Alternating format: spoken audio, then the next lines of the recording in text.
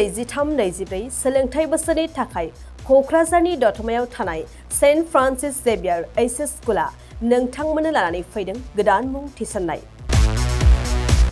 दतमानि बोरसिजरा गामियाव थानाय सेन्ट फ्रान्सिस जेवियार एइचएस स्कुलाव दायो आर्ट्स स्ट्रीमाव 11 थाखोनि थाखाय गोदान मुं थिसननाया सोलिगासिनो।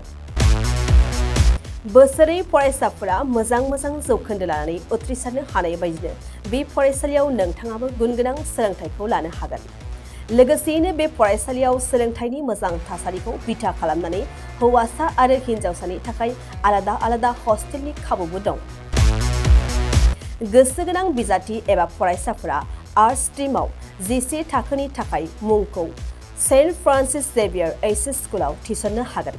मुं थिसननायनि बागै आबुं बाथ्राखौ मिन्थिनोब्ला नैबे मबाइल नम्बर 7637819350 एबा 6900559217 आव थोंजों सुलाद लानो हागोन। थामहिनबा सेन्ट फ्रान्सिस जेवियार एइचएस स्कुलाव थांनानैबो नोंथाङा सुलाद लाहैनो हागोन।